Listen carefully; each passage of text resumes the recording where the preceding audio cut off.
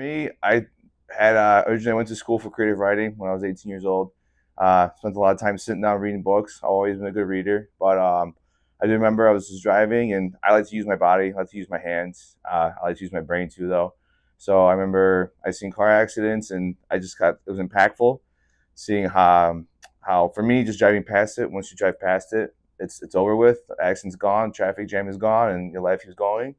But those people, their life, you don't know how it's impacted. And everybody goes through points in their life where they need hope, they need help. And I want to be somebody who was there for people at that time and be able to have an impact on their life and when they felt like nobody else could. So that was living the big driving moment for me was driving home from work frustrated and realizing that someone else's day is probably worse than mine. So that's why I wanted to do this. Everybody has a journey into their life. My sister worked for the city of Evanston before. She did public outreach. She did a lot of like publicity for the fire department there. So when I called her immediately after this day and I said, hey, I think I want to be a firefighter. I wasn't really sure what to do myself before that. So I called her and she was real tight with the chief up there and he recommended me I go to paramedic school first if I want to be a firefighter. And I did that. I went through Highland Park Hospital. I did my internship with the city of Evanston. I did some really good experience, meet some good guys there, and then start testing from there. For a while, I wasn't sure if I was going to do it.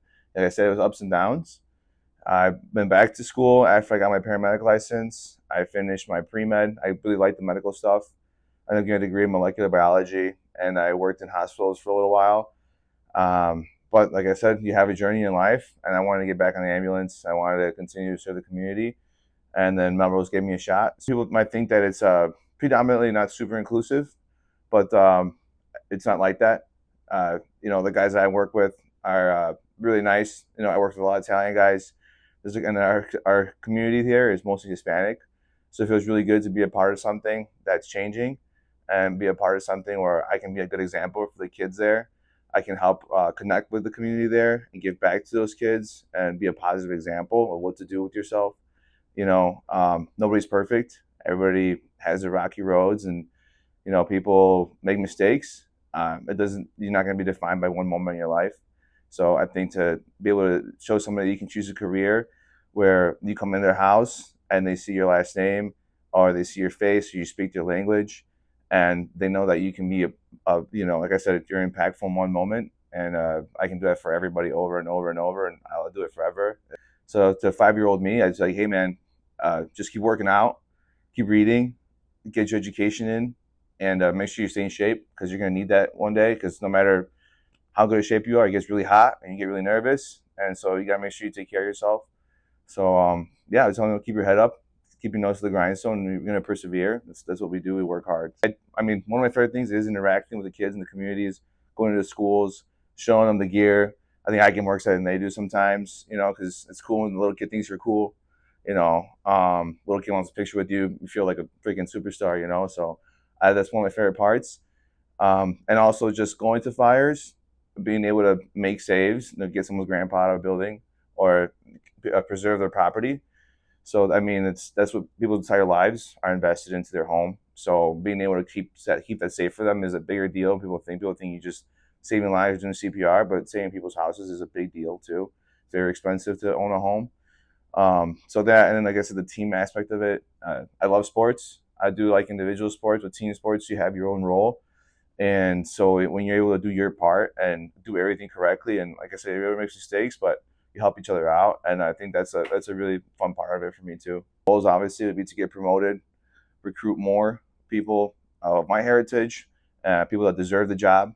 No shortcuts, no handouts. Everybody's got to do their part, and you got to meet the standards regardless of where you come from.